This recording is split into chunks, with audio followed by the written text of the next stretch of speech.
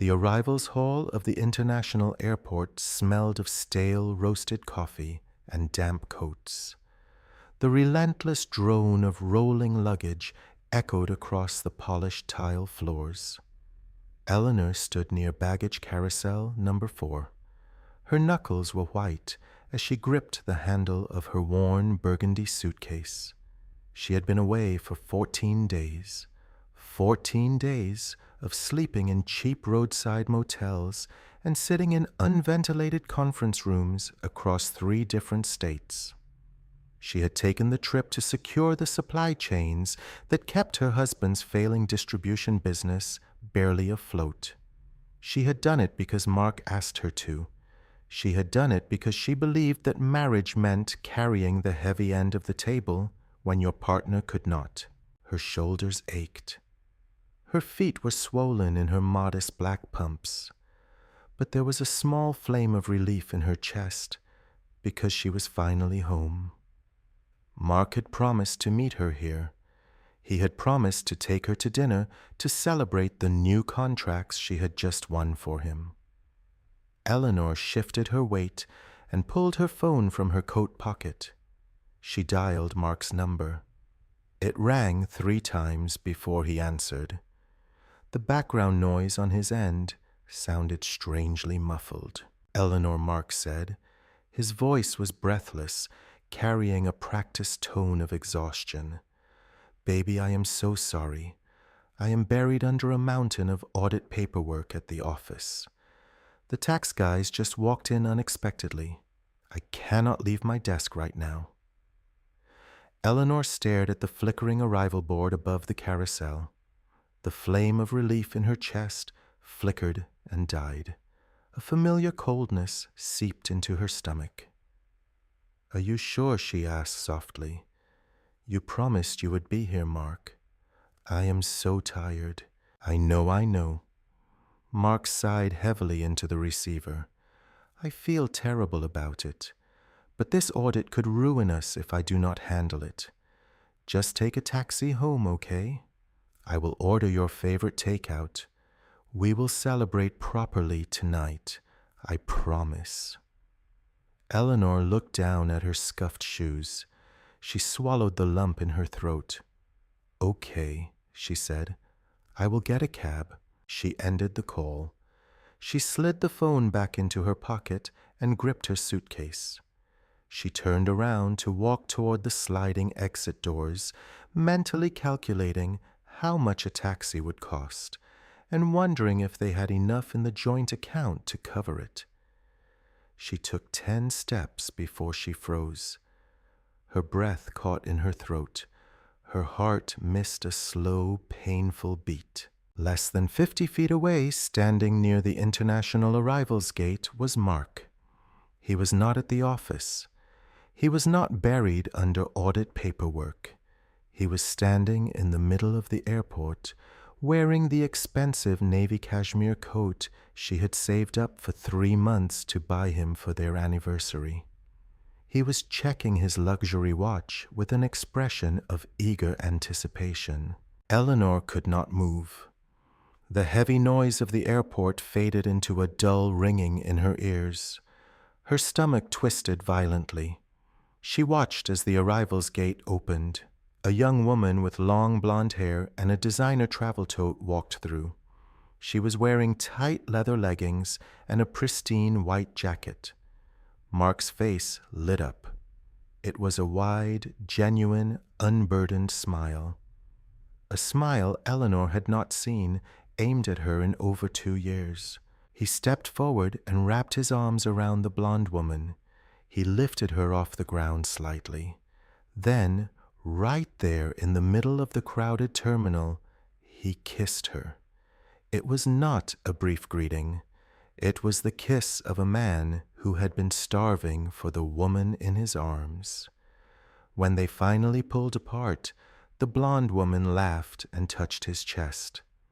Mark picked up her designer suitcase, placed his hand protectively on the small of her back, and guided her toward the VIP parking exit. Eleanor stood completely still. She did not drop her bag. She did not scream his name. She did not run across the terminal to tear them apart. A cheaper, weaker woman might have caused a scene. But Eleanor just stood there, absorbing the absolute crushing humiliation of the moment. Her fingers tightened around the handle of her suitcase until her joints ached. She felt the betrayal moving through her blood like ice water. He had told her to take a taxi while he was standing in the exact same building, waiting for his mistress. She closed her eyes for one long second. She forced her spine to straighten.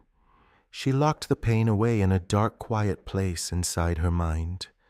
When she opened her eyes again, they were dry and terrifyingly calm. She turned her back on the exit Mark had taken and began walking toward the taxi rank. 10 feet behind her, a man stopped walking. Julian Vance did not belong in the public arrivals hall. As the billionaire CEO of Vance Global, his life was a frictionless sequence of private jets, armored motorcades, and executive elevators. He was only walking through the main terminal because a security breach at the private tarmac had forced his team to reroute him. His head of security, walking slightly ahead, turned and paused. "Sir, the cars are waiting at the north exit."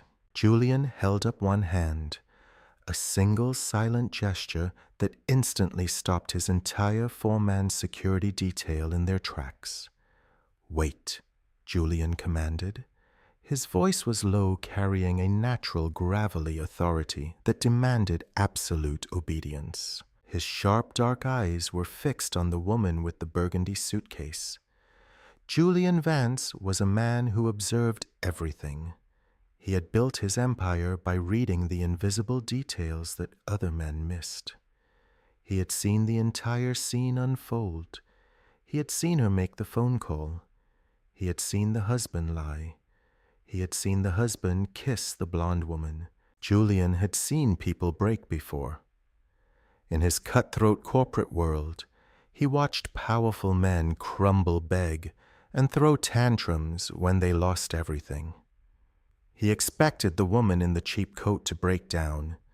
He expected tears screaming or a pathetic confrontation. Instead, he witnessed something that anchored him to the floor. He watched her swallow a world-ending amount of pain with absolute silent dignity. He saw the way her shoulders shook for just a fraction of a second before she locked her posture into place.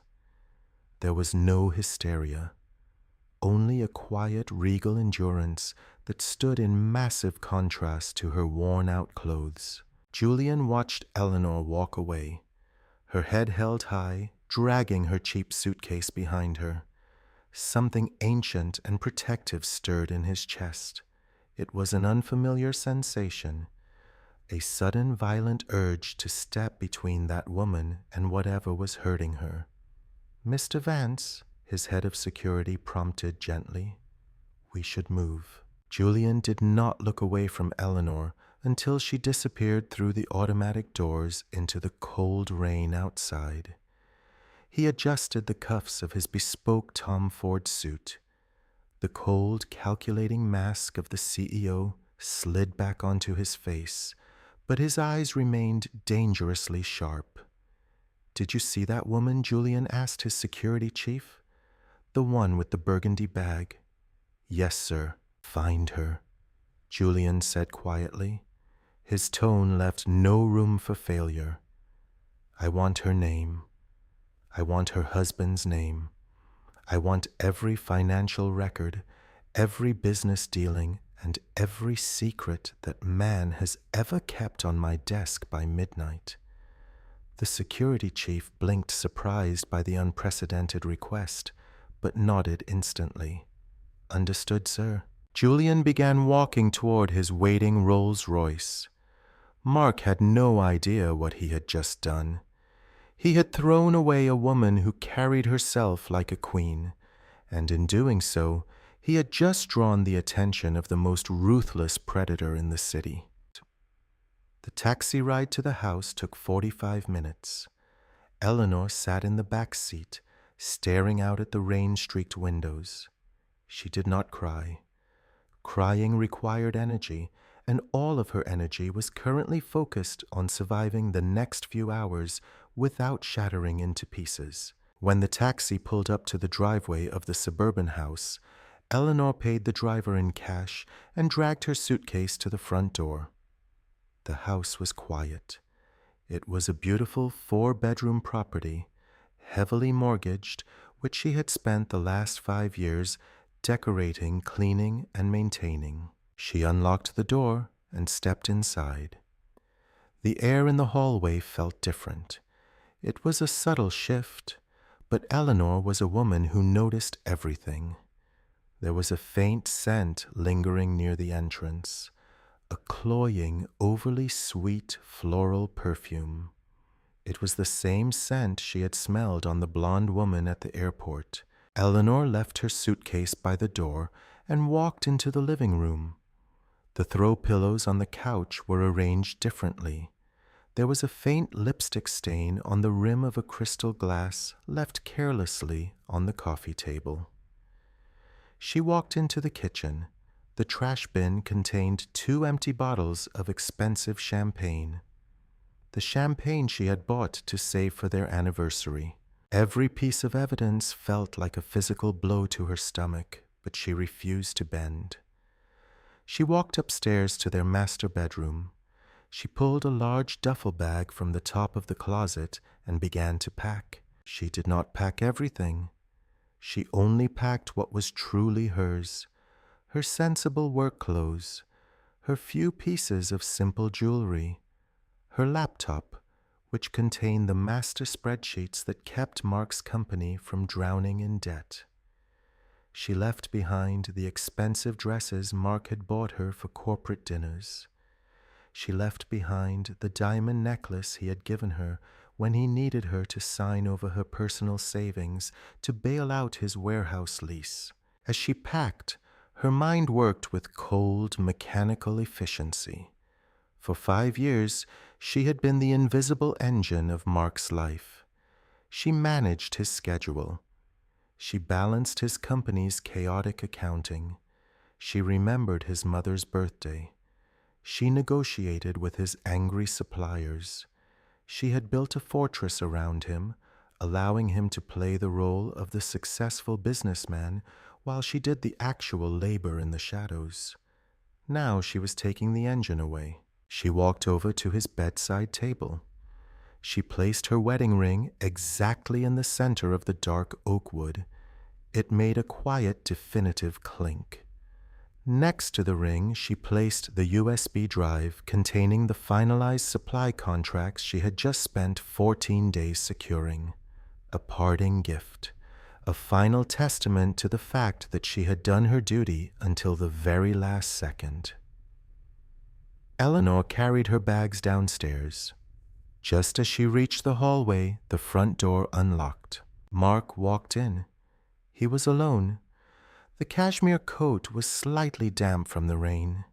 He looked up and froze when he saw Eleanor standing there with her luggage.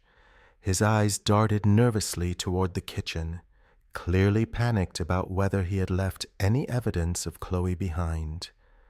"Eleanor," he said, forcing a surprised smile.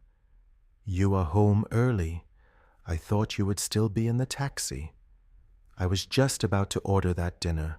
Eleanor looked at him, really looked at him. She saw the weakness around his mouth, the cowardice in his eyes. He was a small man pretending to be large. "I am leaving, Mark," she said. Her voice was steady. It did not tremble. Mark let out a nervous laugh. "What are you talking about? Leaving where? Are you mad that I could not pick you up? Baby, I told you the audit. I was at the airport," Mark Eleanor interrupted. Her tone was completely flat, devoid of anger or sorrow. It was the tone of a judge delivering a sentence. "I was standing 50 feet away from you when you kissed her." I watched you put her designer bag into the trunk of the car that my credit score paid for. The color drained from Mark's face instantly. His mouth opened, but no sound came out. The practiced lies died in his throat. He took a step forward, raising his hands in a pathetic gesture of defense. Eleanor, wait. Let me explain. It is not what you think. It was just... Do not insult my intelligence. She cut him off smoothly. We are done. The ring is upstairs. The supply contracts you begged me to get are on the nightstand. I have already drafted an email to your suppliers stating that I am no longer associated with your business. Do not call me. She reached for the door handle. Panic finally pierced through Mark's shock. He grabbed her arm. You cannot just leave. What about the company? The payroll is due on Friday. The distributors only talk to you. Eleanor looked down at his hand gripping her arm.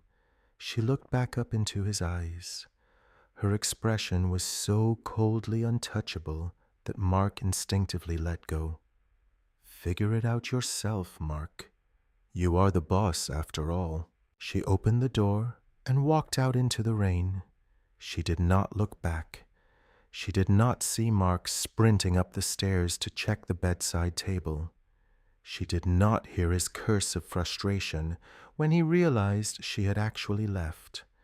Eleanor got into a waiting cab and drove away carrying nothing but her dignity and her freedom. Miles away on the top floor of the Vance Global Tower, the city stretched out in a sea of glittering lights.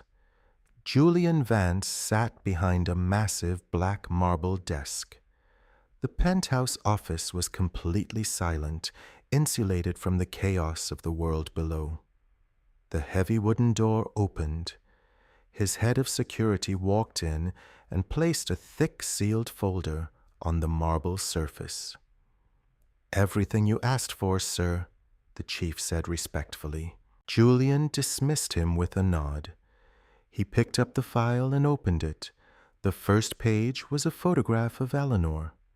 It was a simple ID photo, but even there, the quiet strength in her eyes was undeniable. He read her name, Eleanor Vance. No Eleanor Linwood. Married to Mark Linwood for 5 years. Julian turned the pages, his eyes scanning the financial records, bank statements, and corporate filings. As he read, his jaw tightened. A dark, dangerous anger began to pulse in his veins. The records painted a brutal picture. Mark Linwood was a failure. His company was a hollow shell, propped up entirely by Eleanor's unpaid labor. She was listed as an administrative assistant, but her digital footprint proved she was running the entire logistics network. She had drained her own personal savings twice to save Mark from bankruptcy, and in return, Mark had spent the last 8 months funneling company funds into a secret account to buy designer gifts and luxury vacations for a woman named Chloe. Julian closed the folder. The sharp snap of the cardboard echoed in the vast office. He leaned back in his leather chair and stared out at the city skyline. Mark Linwood had taken a brilliant, loyal woman, drained her dry, and discarded her in an airport terminal. He had made her wear cheap shoes while he bought his mistress cashmere and champagne. Julian reached for his phone and pressed a single button to connect to his executive assistant. "Cancel my meetings for tomorrow morning," Julian ordered smoothly, "and acquire a controlling interest in the debt portfolio of Linwood Distribution. Buy every outstanding loan they have." There was a brief pause on the line. "Sir Linwood Distribution is a minor failing company. It is essentially worthless." I know Julian said, a cold, predatory smile touching the corner of his mouth. "I want to own it anyway." He hung up the phone. He looked back down at the photograph of Eleanor. She had walked away with nothing, But Julian Vance was about to ensure that the man who broke her would lose everything, and that Eleanor would never have to stand in the rain again. Monday morning arrived with the brutal clarity of a car crash. For Mark Linwood, the collapse did not happen all at once. It happened in a series of humiliating, cascading failures. It started in the kitchen. He woke up at 7, expecting the smell of freshly brewed coffee. There was no coffee. He opened the cabinet to find the beans, only to realize he had no idea which brand Eleanor bought or how the expensive espresso machine actually worked. Chloe came downstairs wearing one of Eleanor's silk robes. She complained that the hot water in the shower had suddenly turned freezing. Mark tried to check the utility app on his phone, only to discover he did not have the login. Eleanor managed the utility accounts. He drove to the office already agitated. By the time he walked through the glass doors of Linwood Distribution, the agitation had turned into cold, suffocating panic. The phones in the main office were ringing endlessly. The receptionist looked like she was on the verge of tears. 3 delivery drivers were sitting in the lobby, refusing to take their routes because their fuel cards had been declined. Mark rushed into his office and booted up his computer. He opened the payroll and logistics software. A red screen flashed demanding the dual authentication code. The code was sent to the master admin device. Eleanor's phone. Mark grabbed his desk phone and dialed her number. It went straight to voicemail. He threw the phone across the desk. His head of sales, a nervous man named Greg, knocked and opened the door without waiting for permission. "Mark, we have a massive problem. The Chicago suppliers just froze our account. They said the new contracts were never countersigned and the deposit never cleared. They are holding $400,000 worth of inventory." "What do you mean they froze the account?" Mark yelled. Eleanor secured those contracts on Friday. She secured the terms, Greg said, wiping sweat from his forehead. But the final authorization requires the chief financial officer's signature. You never signed them. And without Eleanor here to route the payment, the bank put a hold on the transfer. Also, the property manager for the warehouse called. Our rent is 3 weeks past due. Mark stared at Greg. The walls of his office suddenly felt like they were shrinking. For 5 years, the machinery of his business had hummed along perfectly. He had genuinely believed he was a brilliant CEO. He had believed his own ego. Now standing in the wreckage of a single Monday morning, the horrifying truth struck him. He was not a CEO. He was just a passenger in a vehicle that his wife had been driving, and now she had taken the keys. While Mark was drowning in his own incompetence, Eleanor was standing in the cavernous white marble lobby of the Vance Global Headquarters. She was wearing her best tailored suit. It was not designer, but it was meticulously pressed. Her hair was pulled back into a sleek professional knot. She carried a leather portfolio containing her resume and a list of references. She had applied for a mid-level supply chain manager position she found online on Saturday night. It was a step down from the absolute control she had at Mark's company, but she needed a stable income to secure an apartment. She approached the front desk. "Good morning," she said evenly. "Eleanor Linwood, I have a 10 o'clock interview with Human Resources." The receptionist typed her name into the system.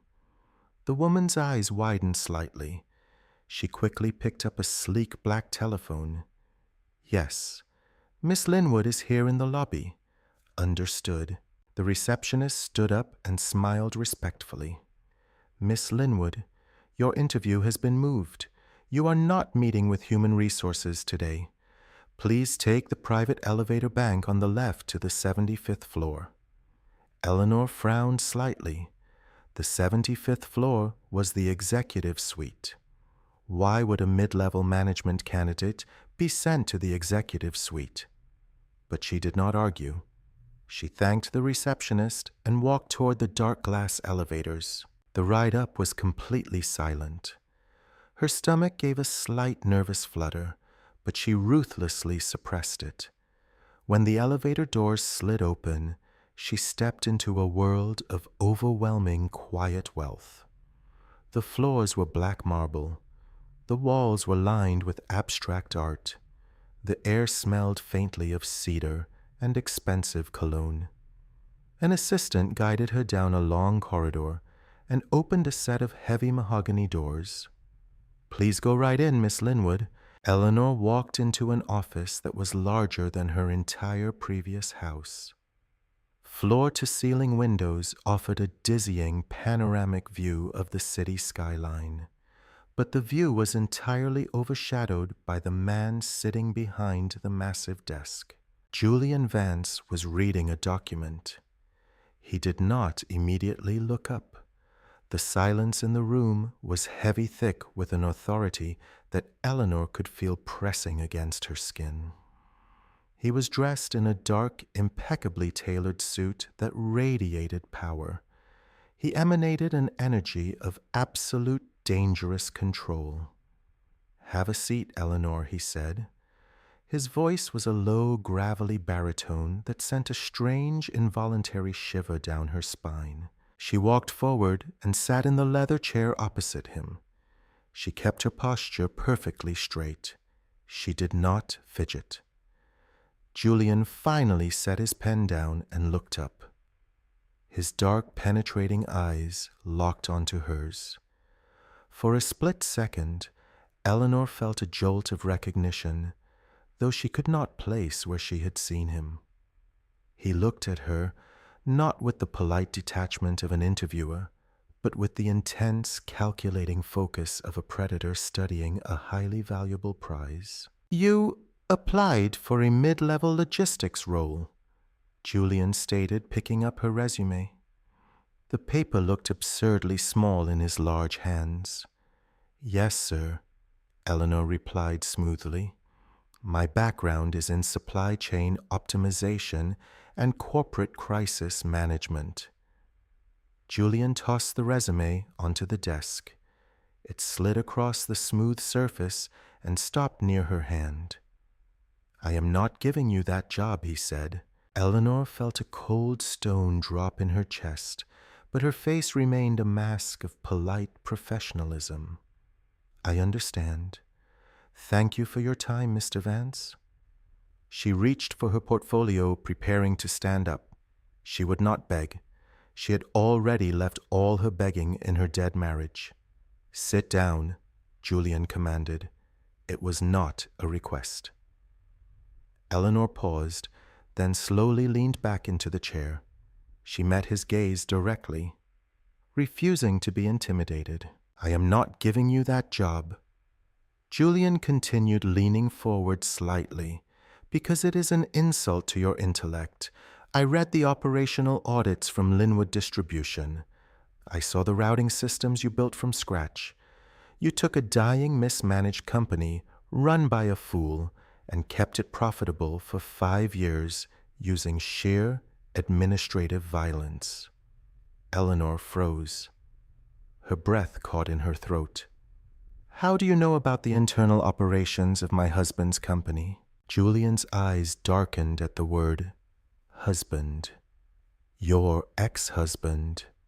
And I know because Vance Global acquired the primary debt portfolio of Linwood Distribution this morning. I essentially own his company now, which means I know exactly who is doing the real work." He leaned back his broad shoulders, filling the leather executive chair. "You are not a mid-level manager, Eleanor. You are a ghost. CEO. You have been carrying a dead weight on your back for years. I do not hire people to carry dead weight. I hire them to crush it." Eleanor stared at him. The sheer magnitude of his presence was intoxicating, but she kept her voice perfectly level. "What are you offering me, Mr. Vance?" "I am offering you the position of Executive Vice President of Global Operations," Julian said casually, as if he were offering her a cup of coffee. "Your office will be next to mine. Your salary will be 7 times what you listed as your expected compensation. You will answer to no one but me." Eleanor sat in stunned silence. The offer was absurd. It was the kind of corporate leap that took decades to achieve. "Why?" she asked, her voice tight with suspicion. "We just met. You do not know me." Julian looked at her. He thought of the airport. He thought of the burgundy suitcase and the way she had held her spine completely straight while her heart was being ripped out in public. He saw the same quiet, indestructible dignity sitting in front of him now. "I know exactly who you are," Julian said softly. His voice dropped, losing its corporate edge and taking on something much deeper, something deeply protective. "You are someone who knows how to survive, and I want you surviving on my team." Eleanor looked at the billionaire across the desk. For the first time in 5 years, she felt truly, entirely seen. "I accept," she said. Julian smiled. It was a subtle, dangerous expression. "Good, because we have a lot of work to do, and your first assignment is going to be dismantling Linwood Distribution, piece by piece." Eleanor's transition into Vance Global was not a quiet adjustment. It was an absolute ascension. Within 48 hours, Julian Vance had fundamentally rewritten the reality of her life. When she arrived on her second day, a sleek black town car was waiting outside her modest temporary apartment. The driver respectfully informed her that Mr. Vance required his executive staff to utilize corporate transport for security reasons. When she stepped into her new office, located immediately adjacent to Julian's sprawling penthouse suite, she found a corporate credit card with no limit sitting on her desk. A handwritten note in sharp, aggressive handwriting lay next to it. "Your wardrobe needs to reflect your authority. Upgrade it. Use the card." Julian. It was a bold, almost arrogant directive, but there was no pity in it. It was an investment. Eleanor took the card.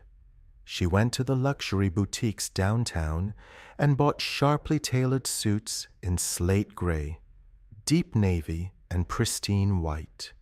She bought Italian leather heels that clicked with authority against the marble floors. When she walked back into the Vance Global headquarters on Wednesday morning, the quiet murmurs of the lower executives followed her in her wake. She looked untouchable, and she worked like a machine. Freed from the emotional drain of a toxic marriage, Eleanor's mind operated with terrifying efficiency. She streamlined the European shipping routes within 2 days. She fired an incompetent regional director without hesitating. Julian watched her. He watched her constantly. During executive board meetings, while the older, arrogant men in the room tried to talk over her, Julian would sit back in his chair, his dark eyes fixed on Eleanor. He never intervened. He did not need to. He simply watched with deep, quiet pride as Eleanor systematically dismantled their arguments with cold, hard data. She was brilliant. She was ruthless. And Julian found himself drawn to her in a way he had never experienced in his life. It was not just professional respect. It was an overwhelming territorial instinct. He liked the way she looked in his building. He liked the fact that her office was right next to his. He liked the fierce, unwavering way she looked him in the eye when they debated strategy late into the evening. Late Thursday night, They were the only two people left on the executive floor. Eleanor was standing by the floor-to-ceiling windows in Julian's office, reviewing a contract. The city lights illuminated the sharp, elegant profile of her face. Julian walked over, holding 2 glasses of aged scotch. He handed her one. Their fingers brushed. The contact was brief, but a sudden electric heat flared between them. Eleanor pulled her hand back slightly, her breath hitching. "You have barely slept since Monday."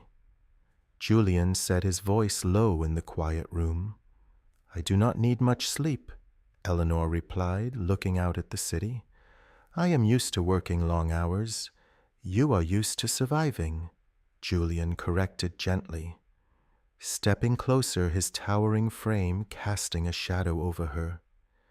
"There is a difference between surviving and building, Eleanor. You are building now. You do not have to carry everything alone anymore." Eleanor looked up into his dark eyes. The intensity of his gaze made her heart race. For years, she had been the shield protecting a weak man.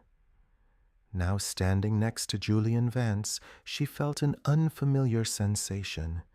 She felt protected. "I appreciate the opportunity you have given me, Julian," she said softly. "I did not give you an opportunity," he murmured, his voice dropping to a gravelly whisper. "I just handed you the weapons. You did the rest." The heavy, charged silence between them was suddenly shattered by the buzzing of the private security phone on Julian's desk. Julian's jaw tightened in irritation. He walked over and pressed the speaker button. "Yes." Mr. Vance, the head of lobby security, spoke quickly. "I apologize for the interruption, sir. We have an incident on the ground floor. A man named Mark Linwood is down here. He is highly agitated and demanding to speak with a Miss Eleanor Linwood. He says it is an emergency regarding a failing corporate account." Eleanor froze. The scotch in her glass rippled as her hand trembled slightly. Mark. How did he know she was here? "Send him away." Julian ordered, his voice instantly turning to ice. "If he resists, have the guards throw him onto the street." "Wait," Eleanor said suddenly. Julian paused, his hand hovering over the console. He looked at her, his eyes narrowing. "You do not owe that insect a single second of your time." "I know," Eleanor said, her voice steadying. She set her glass down. "But he is not going to stop. He is desperate. His company is imploding because the debt portfolio was called in. Let him come up to the main boardroom. I will handle it." Julian stared at her for a long moment. He saw the cold resolve in her eyes. He nodded slowly. "Send him up to Boardroom A," Julian told the security chief, "and send 2 guards with him." 10 minutes later, Eleanor walked into the massive glass-walled boardroom. Mark was already inside, pacing frantically like a trapped animal. He looked terrible. The expensive cashmere coat was wrinkled. There were dark circles under his eyes. He reeked of stale coffee and desperation. When the doors opened, Mark spun around. "Eleanor, thank God." He rushed forward, completely ignoring her sharp new suit and the cold, terrifying authority she now radiated. "You have to help me. Everything is falling apart. The bank froze the payroll. The suppliers are threatening to sue. I called your phone 100 times. I changed my number," Mark Eleanor said, calmly standing on the opposite side of the long mahogany table. "What are you doing here?" Mark slammed his hands on the table. "The debt got bought out by Vance Global. Do you understand what that means? They are demanding immediate repayment of the commercial loans. $3 million, Eleanor. They are going to seize the warehouse by tomorrow afternoon." He looked at her with wide, pathetic eyes. I tracked down your old friend Tasha. She told me you got a job here. You have to talk to someone. You have to get them to give us an extension. Tell them you used to run the logistics. Tell them you can fix it. Please, baby, we are going to lose everything. We, Eleanor repeated. The word tasted like ash in her mouth. There is no we, Mark. I filed the divorce papers on Tuesday. Mark's face flushed with anger and panic. This is not the time for your pride, Eleanor. I made a mistake, okay? Chloe was a mistake. She does not know how to do anything. She has been screaming at me all week because the credit card stopped working. I need you to come back. We can fix the marriage later, but right now, I need you to go to your boss and beg for an extension. Eleanor looked at the man she had sacrificed 5 years of her life for. He was not asking for his wife back. He was asking for his unpaid servant back. She opened her mouth to deliver the final crushing blow, to tell him that she was the executive who had authorized the seizure of his assets. But before she could speak, the heavy boardroom doors swung open. Julian Vance walked in. The air in the room instantly dropped 10 degrees. Julian moved with the slow, terrifying grace of a predator entering a cage. His dark eyes locked onto Mark with a look of such profound disgust that Mark physically took a step back. "Who are you?" Mark stammered, intimidated by the sheer scale of the man standing before him. Julian did not look at Mark. He walked straight to Eleanor. He stopped right beside her, close enough that their shoulders almost brushed. He placed one large heavy hand on the small of her back. It was a gesture of absolute possession and ironclad protection. "Tell me." Julian said, his deep voice echoing in the silent boardroom as he finally shifted his deadly gaze to Mark. "Why is there a dying rat pacing around in my boardroom, speaking to my executive vice president in that tone of voice?" Mark stopped breathing. His eyes darted from the hand resting on Eleanor's back to Julian's face, and then the terrifying realization finally hit him. He was not looking at a mid-level manager. He was looking at Julian Vance, the billionaire CEO, the man who now owned his entire life. And Julian Vance was holding his wife. The silence in the boardroom was absolute.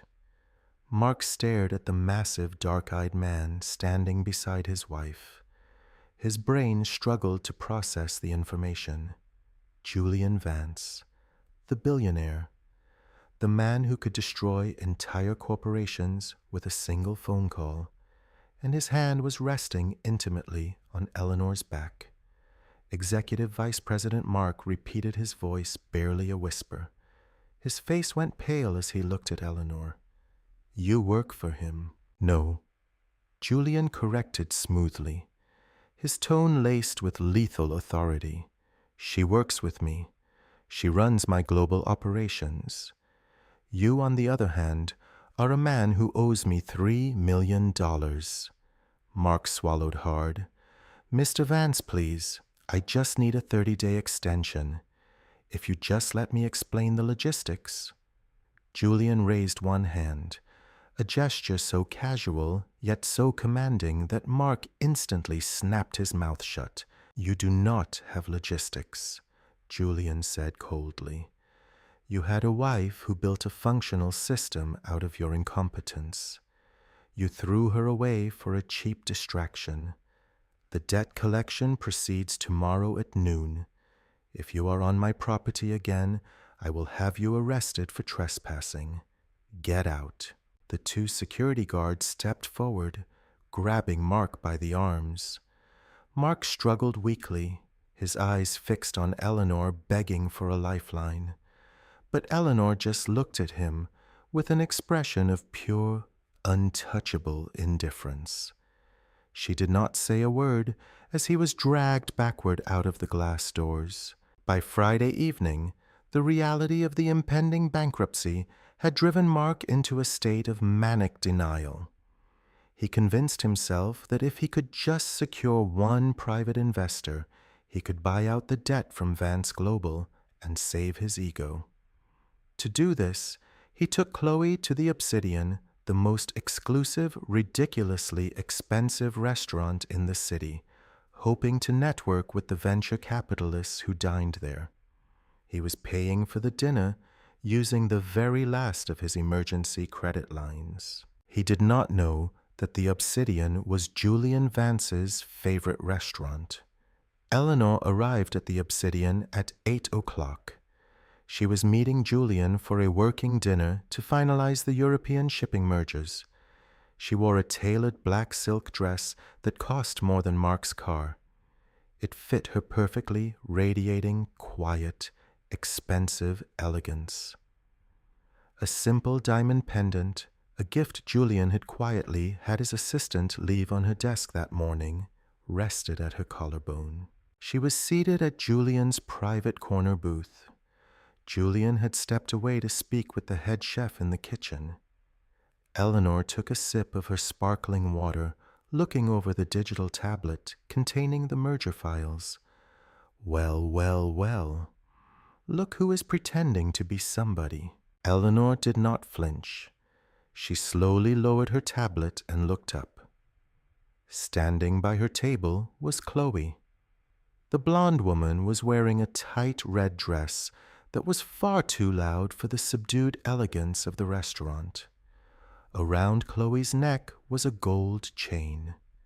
Eleanor immediately recognized it. It was the necklace Mark had bought Eleanor for their 3rd anniversary. He had obviously given it to his mistress. Mark hurried over a second later, his face flushed with a mixture of panic and arrogant bravado. "Chloe, come on. Let us go back to the bar." "No. Mark, look." Chloe sneered, crossing her arms. She looked Eleanor up and down entirely, failing to recognize the sheer quality of the silk dress Eleanor was wearing. "I guess the divorce settlement is paying out early. How did you even get a table here? Did you beg the manager? We are here meeting with actual investors. Mark is about to close a massive deal." Mark looked terrified, remembering the boardroom, but his fragile ego prevented him from stopping Chloe. He wanted to look powerful in front of his new woman. Eleanor placed her tablet on the table. She looked at Chloe with the calm, detached fascination of someone observing a very loud insect. "That is my necklace," Eleanor said simply. Chloe touched the gold chain and smirked. "Not anymore. Mark said you never appreciated the nice things he bought you. He said you were too boring to wear something like this. You should probably leave before they ask you to give up the table for paying customers." Eleanor did not get angry. She did not raise her voice. She just sat back against the leather booth and let the silence stretch. Then a deep, gravelly voice cut through the air like a physical blade. "Is there a problem here?" The temperature in the room seemed to plummet. Mark froze. The blood drained completely from his face. Julian Vance stepped out of the shadows. He looked magnificent in a dark tailored suit, his presence immediately commanding the attention of the entire dining room. The restaurant manager was trailing nervously a few steps behind him. Julian walked to the table. He did not look at Chloe. He looked down at Mark. The look in his eyes was so terrifyingly dark that Mark instinctively took a step back, bumping into a waiter. Mr. Vance Mark stammered, sweating profusely. We were just leaving." Chloe frowned, looking confused. "Mark, who is this guy? Why are you acting like that? Tell him to back off." Julian finally turned his gaze to Chloe. His eyes dropped to the gold necklace around her neck. Then He looked back at the restaurant manager. Philippe, Julian said. His voice was not loud, but it carried effortlessly.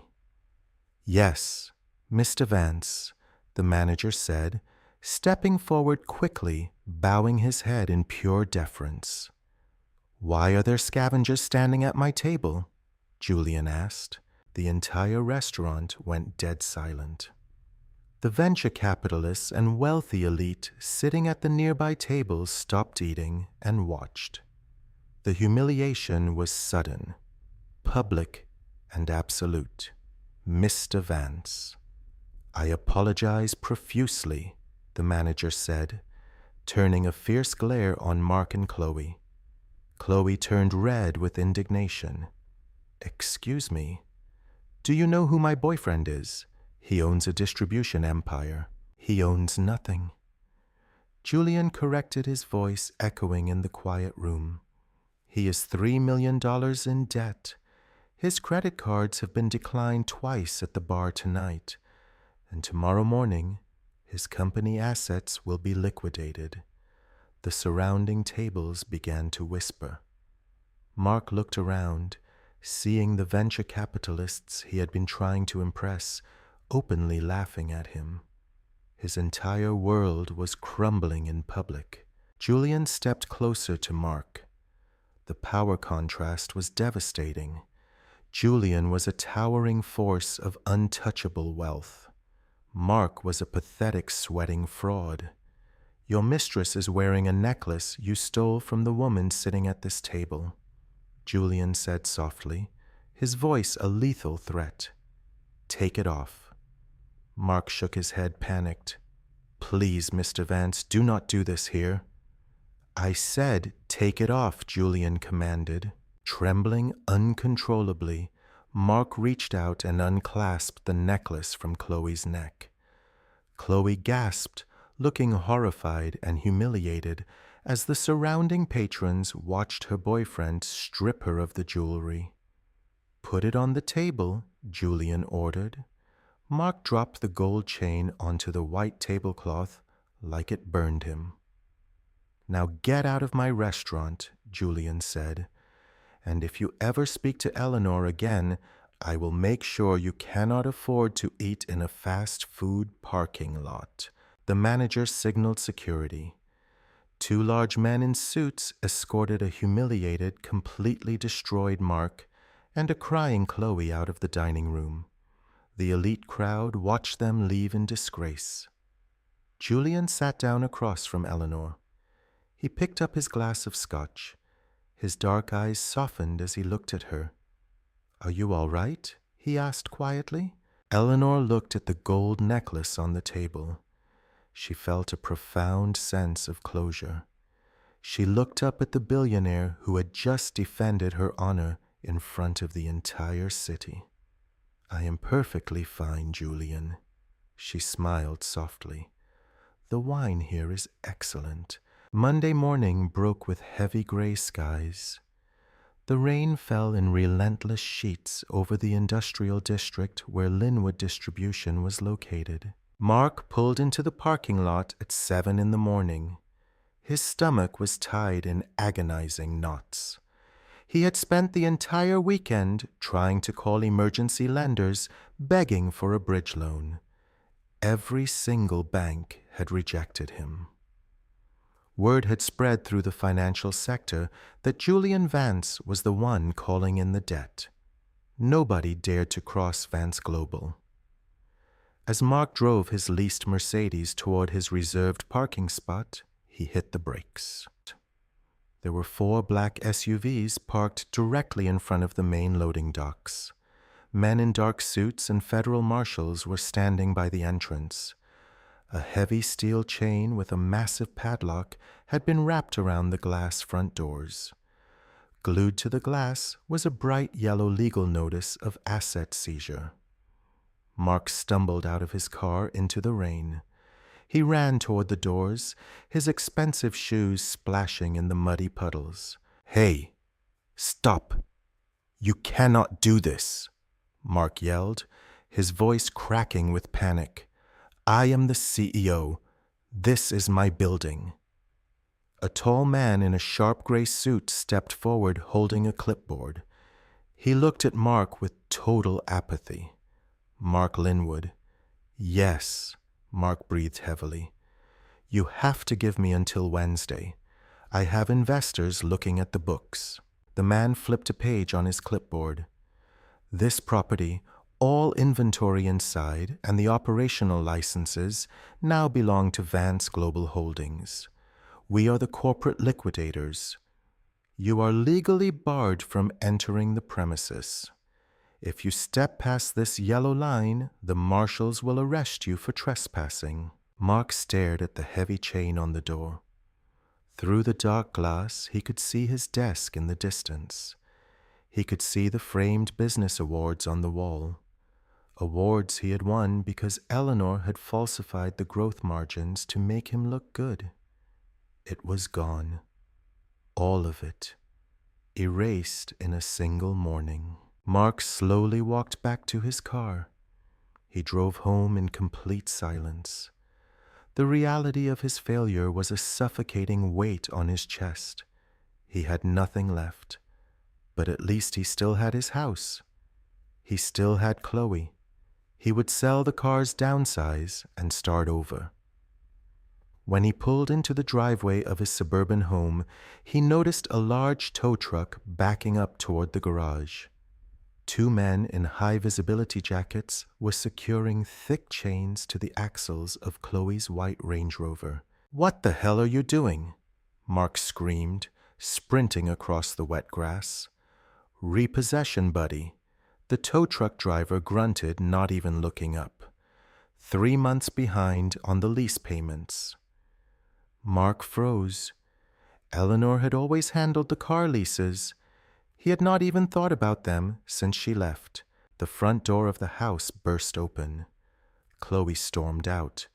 She was dragging 2 massive Louis Vuitton suitcases behind her. She was wearing a heavy trench coat and oversized sunglasses, completely ignoring the rain, ruining her hair. "Chloe, wait," Mark pleaded, running toward her. "Do not worry about the car. I will call the bank. We will figure it out." Chloe stopped at the bottom of the porch steps. She pulled down her sunglasses and glared at him. Her face was twisted in an ugly sneer of pure contempt. "We will figure it out," she mocked, her voice shrill. "Are you insane? My credit cards declined at the salon yesterday. You embarrassed me in front of half the city at that restaurant. And now they are taking my car. Baby, please." Mark begged, reaching out for her hand. "The company went under, but I will rebuild. I just need you to stand by me." Chloe snatched her hand away as if he were diseased. "Stand by you? I did not sign up to be poor Mark. You told me you were a millionaire. You told me your wife was a miserable, controlling hag who held you back. But she was the one paying for everything, was she not? She was the one keeping you from being a total loser." Mark felt the words hit him like physical punches. He had no defense. It was the absolute, undeniable truth. "I am leaving," Chloe sighed, turning her back on him. "My friend is picking me up. Do not call me again." Mark stood in the pouring rain and watched as a sleek Uber pulled up to the curb. Chloe loaded the bags that Eleanor's money had bought into the trunk. She climbed into the back seat and did not look at him once as the car drove away. Mark was completely alone. He walked slowly up the porch steps and opened the front door. The house was freezing. He flipped the light switch in the hallway. Nothing happened. The power company had cut the electricity that morning. He walked into the dark, silent kitchen. He sat down at the granite island. The silence in the house was deafening. It was not a peaceful silence.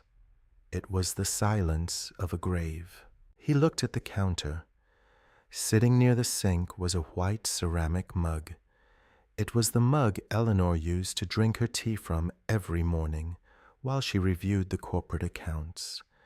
She would sit right there in her soft sweater, quietly making sure his entire world did not collapse. Mark stared at the mug. His breathing became shallow. His chest tightened painfully. Memories began to assault him. He remembered the airport. He remembered the exact look on Eleanor's face when he told her to take a taxi. He remembered the quiet, unbroken dignity in her eyes as she walked away with her cheap suitcase. He remembered her making him dinner when he was stressed. He remembered her covering up his mistakes. He remembered the sight of Julian Vance, a titan of industry, placing a protective hand on her waist in the boardroom. Julian Vance saw her worth instantly. He saw the queen that Mark had treated like a maid. A low, guttural sob broke from Mark's throat.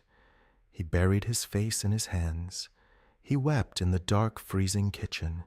He wept for the company he lost. He wept for the mistress who used him. But mostly, he wept with the soul-crushing realization of his own catastrophic stupidity. He had held a diamond in his hands for 5 years, and he had thrown it in the dirt for a piece of cheap glass. And now, someone else had picked up the diamond, placed it in a crown, and made it completely untouchable. The regret was a physical agony, tearing him apart from the inside out. He wanted to apologize. He wanted to crawl on his hands and knees and beg Eleanor for forgiveness. But it was too late. The system had collapsed, and there was no one left to rebuild it. The mediation room on the 50th floor of the downtown legal district smelled of lemon polish and expensive leather. It was a sterile, unforgiving environment designed for dismantling lives. Eleanor sat perfectly still at the long mahogany table. She wore a tailored charcoal suit that commanded absolute respect. Her posture was flawless.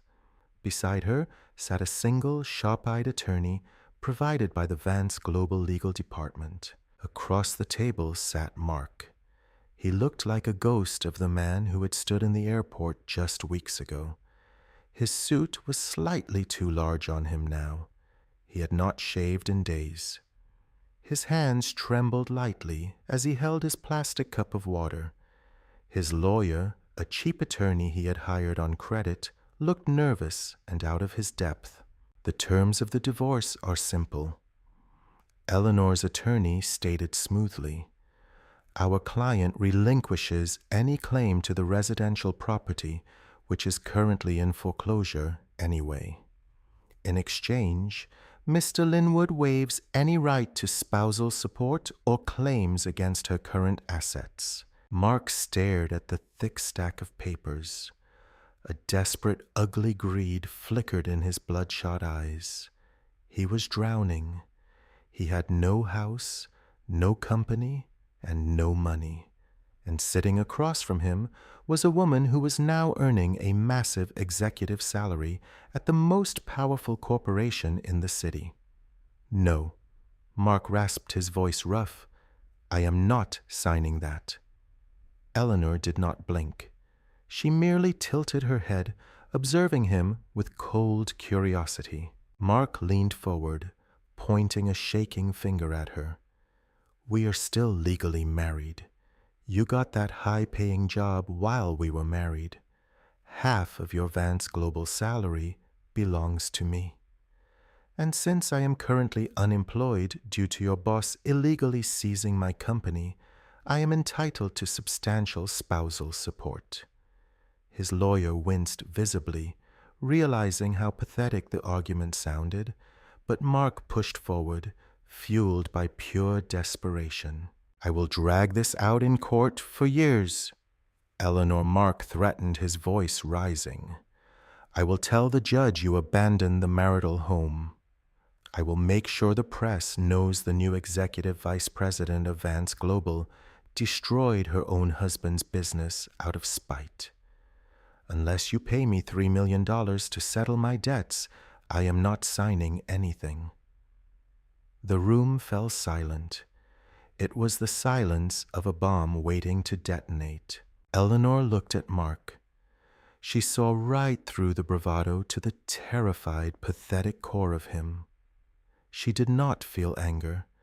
She just felt a profound, overwhelming exhaustion at how small he truly was. She opened her mouth to speak, but the heavy oak doors at the back of the mediation room suddenly swung open. The temperature in the room instantly plummeted. Julian Vance walked in. He did not wear a suit today.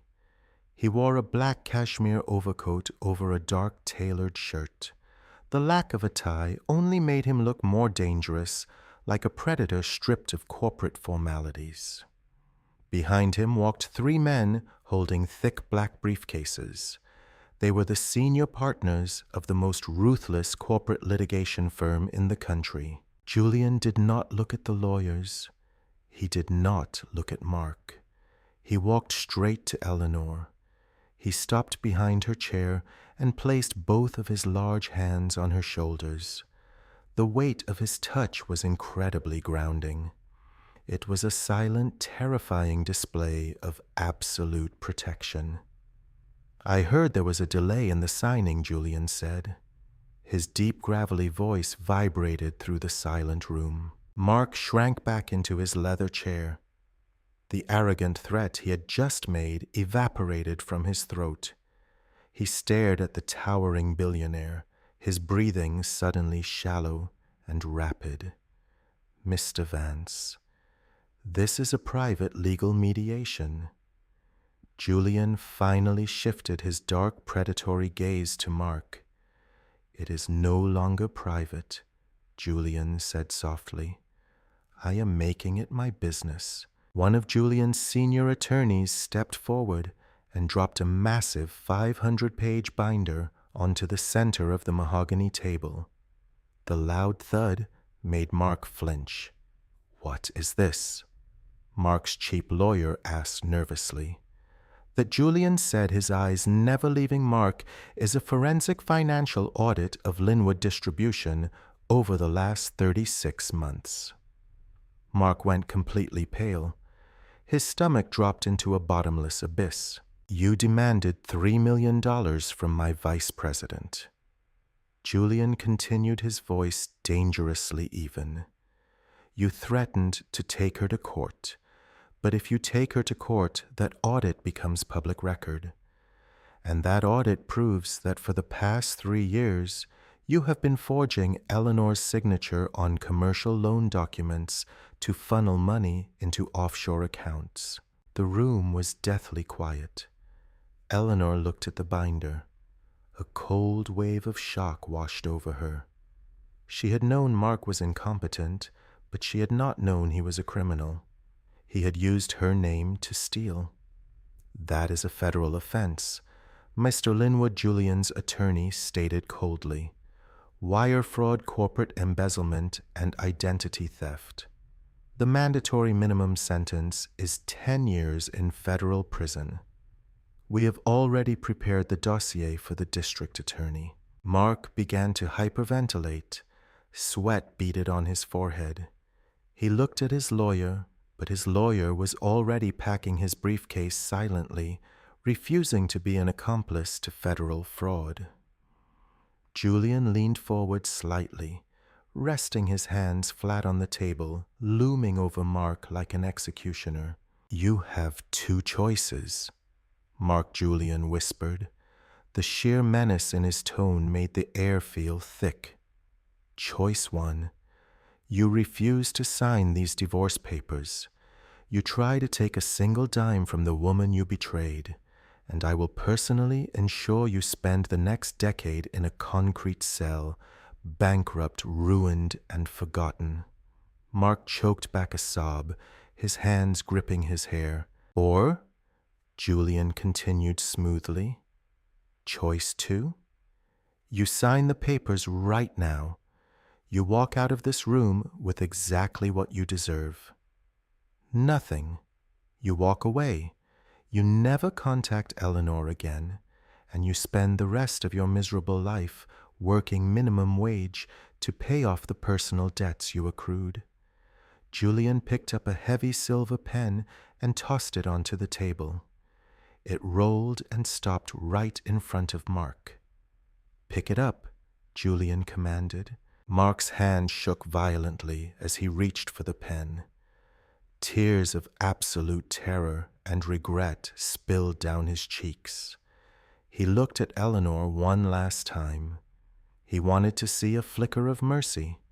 He wanted to see the woman who used to make him dinner and forgive his mistakes.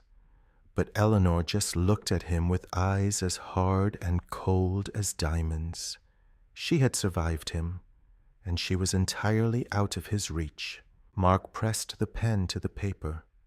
With a trembling hand, he signed his name on the dotted line. He signed away his marriage. He signed away his claims. He signed his own financial death warrant. When he finished, Julian's attorney swiftly pulled the papers away. "Get out of my sight," Julian said softly. Mark stumbled out of his chair. He practically ran toward the doors, a broken, hollow shell of a man fleeing from the towering power he could never fight. When the doors closed, Julian signaled his attorneys to leave. They quietly exited the room. Julian stood alone with Eleanor. He gently placed his hand under her chin, tilting her face up to look at him. His terrifying demeanor vanished, replaced by a deep, fierce tenderness. "It is over," Julian said softly. "He cannot hurt you anymore." Eleanor took a deep breath.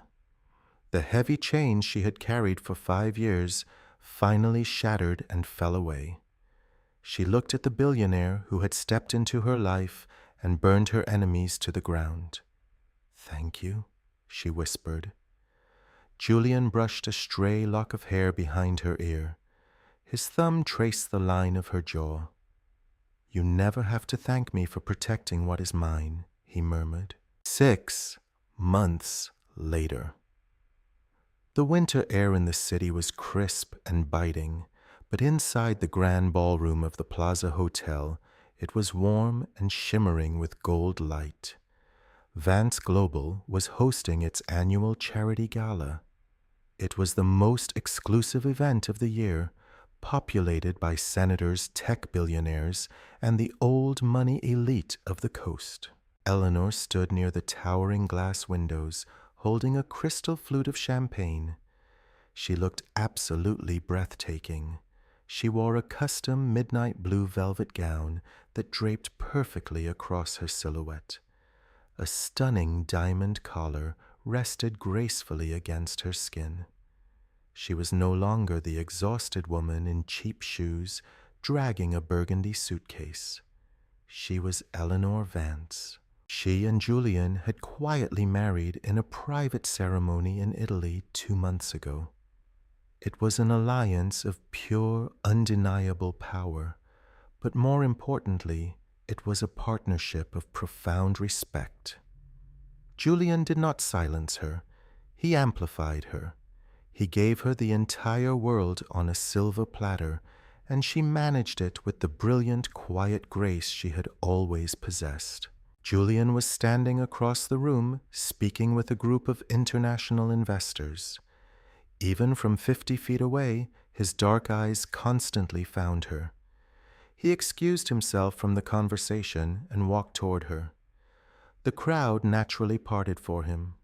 He wrapped a strong arm around her waist, pulling her flush against his side. "You look bored, Mrs. Vance," he murmured, kissing the side of her temple. "I am just calculating how much unnecessary overhead went into the floral arrangements." Eleanor smiled, leaning into his warmth. "I could have optimized this budget by 20%. Julian let out a low, rumbling laugh. The sound sent a familiar, pleasant shiver down her spine. "You never stop working. That is why I am taking you to the private island in the Bahamas tomorrow. No laptops allowed. The gala ended just after midnight. Julian and Eleanor stepped out of the hotel lobby into the freezing night air. A fleet of black SUVs and Julian's custom Rolls-Royce were waiting at the curb. As they walked toward the car, a figure stepped out from the shadows near the service alley. Eleanor. Eleanor stopped. She turned her head. Standing near a pile of discarded cardboard boxes was Mark. He was unrecognizable. He wore a faded, dirty jacket. His face was hollowed out, aged 10 years in the span of 6 months. His hands were stuffed into his pockets, shivering violently in the cold. He had been working as a night shift janitor at a commercial warehouse just to afford a tiny rented room. Every dollar he made was instantly garnished to pay the federal fines Julian's lawyers had strapped him with. The Vance Global Security Detail instantly moved forward, placing their hands inside their jackets, ready to neutralize the threat. "Wait," Julian commanded sharply. The guards froze. Julian stepped slightly in front of Eleanor, his broad shoulders acting as a physical shield. He looked at Mark with a mixture of cold disgust and supreme apathy. "Eleanor, please." Mark begged, his voice cracking. He ignored the guards. He ignored Julian. He just looked at the glowing, untouchable goddess standing in front of the luxury car. "Please, I just want to talk." Eleanor gently placed a hand on Julian's arm, silently, asking him to give her a moment. Julian stepped back half a pace, granting her the space, but his eyes never left Mark's throat. "What do you want?" Mark Eleanor asked. Her voice was not angry. It was just incredibly, devastatingly calm. "I am so sorry," Mark sobbed. He fell to his knees on the cold, wet pavement. He did not care who was watching. He did not care about his pride anymore. "I am so sorry. I think about you every single day. I think about how you took care of me. I made the biggest mistake of my life. Chloe left me. The bank took everything. I have nothing. Please, Eleanor. I know you are married to him now, but I just need you to forgive me. I need you to know I loved you." Eleanor looked down at the man kneeling in the dirt. She thought about the airport. She thought about the phone call. She thought about the 14 days she had spent sleeping in cheap motels to save a business he destroyed in an hour. She felt no pity. She felt no lingering pain. She just felt free. "You are not sorry that you hurt me," Mark Eleanor said quietly. Her words carried clearly in the freezing air. "You are sorry that you lost your maid. You are sorry that your life became difficult when I stopped managing it for you." Mark shook his head frantically, tears mixing with the sleet. "No, no, I swear. You did not love me." Eleanor continued, her voice hardening with absolute finality. "You loved what I did for you. You loved the comfort I provided. But you never saw my worth until another man picked me up and put a crown on my head. I do not forgive you. I do not hate you. I just do not think about you at all." Mark let out a broken, pathetic wail. He reached out a trembling hand toward the hem of her gown. Before his fingers could even graze the velvet, Julian stepped forward.